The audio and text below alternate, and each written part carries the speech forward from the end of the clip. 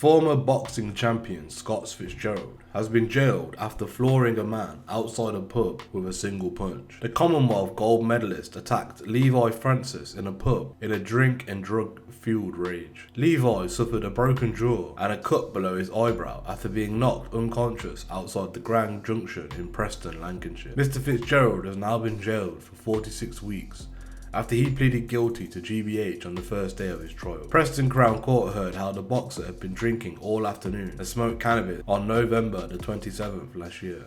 CCTV footage shows him bouncing around the pub before he went into the pool room.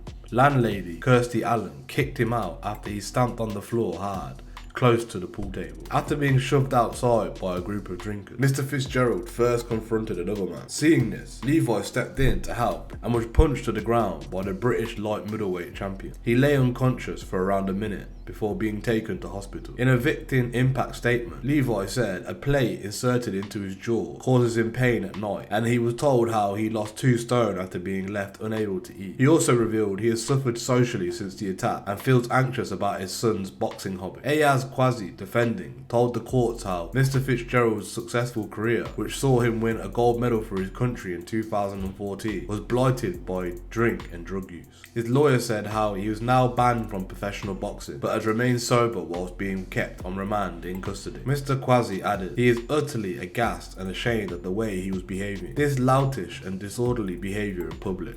Sentencing, Judge Richard Archer said Mr. Fitzgerald using his fists was the equivalent of using a weapon in a fight. He said, "You know, as somebody who's supposed to be trained to control aggression and channel it for purposes of professional sport, that when you behave that way, even by your own admission under the influence of drink and drugs, it is entirely unacceptable. You risk very serious consequences for your victim." A professional boxer who is under the influence is unable to charge the power in those fists could also easily have rendered a man not just unconscious but dead. It is fortunate you are not facing a much more serious charge. There are many people who face those charges based on a single blow. The sentence is the latest drama in the boxer's personal troubled life. In 2021, worrying pictures emerged of the super welterweight champion lying on the street outside a pub. Mr. Fitzgerald took to social media to reassure fans after promoter Eddie Hearn voiced his concerns over the pitch.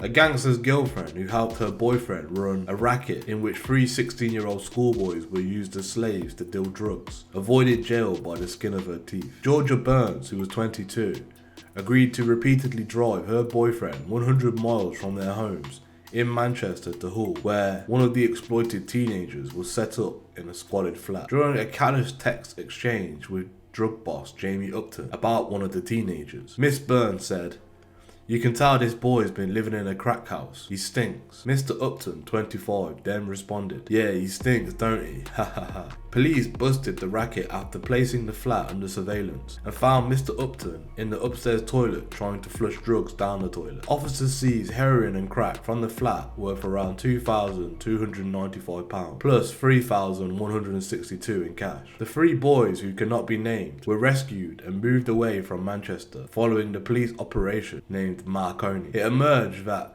they had been dealing drugs for Mr. Upton in Oldham and Manchester over the course of a year. Miss Burns had driven to Upton from Hull 4 times and made 2 trips with one of the boys. At Bolton Crown Court, Miss Burns from Failsworth near Oldham and Mr. Upton of Newton Heath, Manchester, admitted being concerned in the supply of crack and heroin between March 2020 in March 2021. She was sentenced to 2 years jail, suspended for 2 years, and was ordered to complete 200 hours of unpaid work. Mr. Upton, who also pleaded guilty to arrange the travel of another person with a view to exploitation under the Modern Slavery Act of 2015, and possession of Class A drugs with intent to supply, was jailed for 9 years and 3 months. The court heard Dublin-born fitness instructor Mr. Upton became involved in 4 separate drug lines between Hull and Manchester in 2020 to make easy money after moving to the British mainland. It is thought he brought the so-called Hugo drug line from another mobster known only as David before chucking it out the flat in Hull. He sent his predecessor a message saying, "I can make £3,000 a month from this. I will be able to pay you back in literally a day," before telling Miss Burns, is all settled. Later, he booked himself and Miss Burns into a hotel room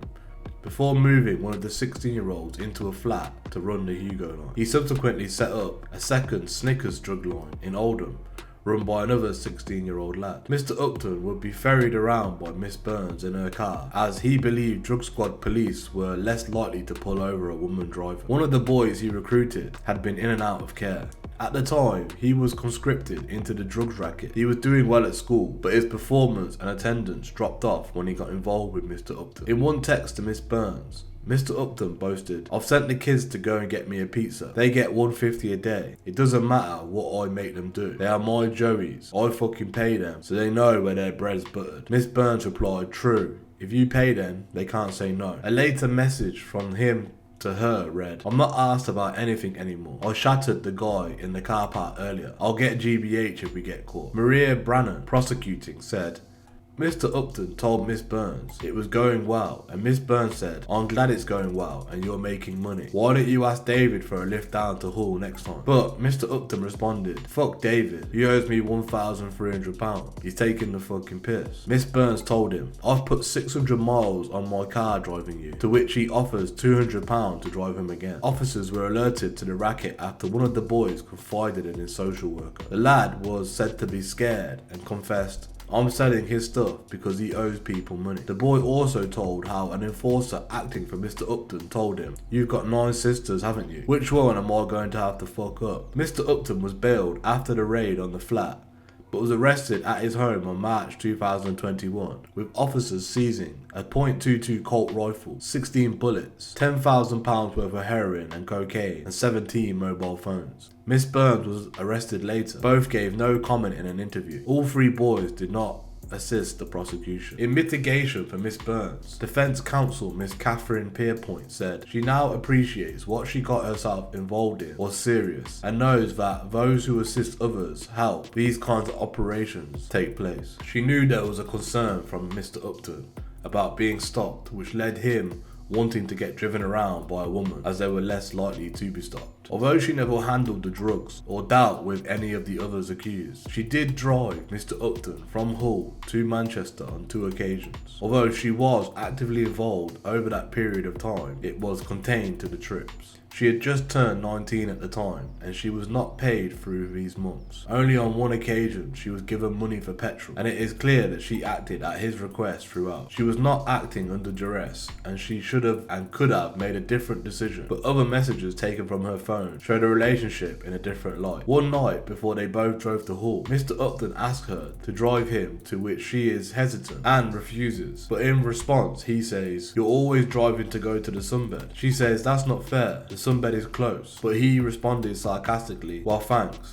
I really appreciate your help." Then the next day he messaged her saying, "There is something really going on with you, and if I am going out, you're up to something. If you don't see me tonight, I'm gonna smash your car up." She says, "Why do you expect me to be friendly with you after what has happened? You threaten me all the time." He responded, "Get in your car when you come home and come see me. You've got an hour." She ended up driving him, but sent messages to Mr. Upton telling him how the whole situation was making her stress and how seemingly constant trips had taken their toll on her. She said, "I've got to the point where I've just ended up feeling numb." On another occasion, Mr. Upton sent her 3 individual messages saying, "Get here now." Miss Pierpoint added she met Mr. Upton when she was 16 and they were going out for a number of years. Throughout their relationship, he controlled and manipulated her. This was not a girlfriend who liked excitement of the criminal lifestyle. She was not emotionally strong and mature enough at the time. Everything, of course, was kept from her family at the time. It seemed that she was under this spell of his during that time they were together. As of September 2020, she has cut relationship ties with him. She is a very different woman to the one she was back then. Sentencing, Judge Martis Walsh said, "Vulnerable youths and children are often used in the so-called county lines drug dealing because they enable others higher up in the supply chain to distance themselves from the end users. They can also be easily controlled, manipulated, and intimidated. The motivation was selfish desire to make significant financial gain, regardless of the damage done to others. The judge told Miss Burns, "You were fully aware of Mr. Upton's involvement, but I am prepared to accept you were in an unhealthy relationship with him, in which you felt some degree of coercive control. You have escaped jail by the skin of your teeth." Cade Joyson, 28, of Crumpsall, Manchester, a friend of Mr. Upton, who temporarily took over the running of the drugs line, was jailed for 8 years and 3 months. Pedro Begantim, 21, of Ashton-under-Lyne, was given 2 years jail, suspended for 2 years, and 200 hours unpaid work, whilst Edvard Voldovic, 35, was locked up for 7 days. All pleaded guilty to drug charges.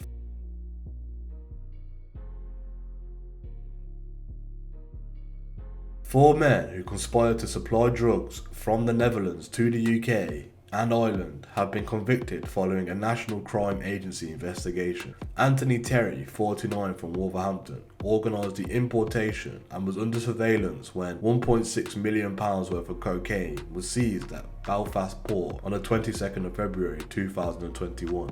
The drugs were transported from the Netherlands to England and then across on the ferry to Northern Ireland in fuel tanks being transported within a van. When Mr. Terry learned about the seizure, officers watched him in the Wolverhampton area moving identical fuel tanks to those found in the van so that they would not be linked to him. He was arrested on the same day. Mr. Terry and his organised crime group associates were using the encrypted messaging service EncroChat, and the NCA identified other occasions in 2020 when he had smuggled drugs and cash for other organised crime groups. Mr. Terry had enlisted Michael Collins, 62, from Wolverhampton, to travel to the Netherlands where he would meet contacts to pick up the cocaine, concealing it in his van. 2 more drivers were recruited by Mr. Terry.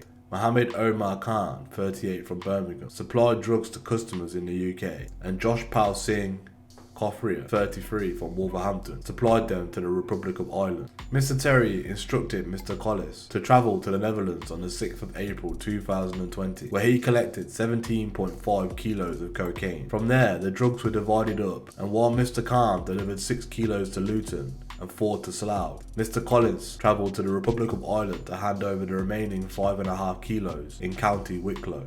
At the same time, Mr. Terry sent Mr. Kothria to East London to collect 10 kilos of cannabis and a vacuum packed sealing machine. Mr. Kothria brought these back to the West Midlands, where the cannabis was packed before he took it to County Leitrim in the Republic of Ireland. A couple of weeks later, Mr. Collins had picked up 18 kilos of cocaine in the Netherlands, going on to deliver 10 kilos to the dealer in the UK before taking the rest to Ireland. The final drug run captured on EncroChat between the 26th of May and 3rd of May 2020, where Mr. Terry discussed a cannabis delivery. Mr. Kothria was sent to pick up the load from Leicestershire and take it to the Republic of Ireland. Later, in June 2020, the NCA's Operation Venetic saw the takedown of the EncroChat service and the abandonment of the platform. Mr. Terry and Mr. Collis continued their criminality.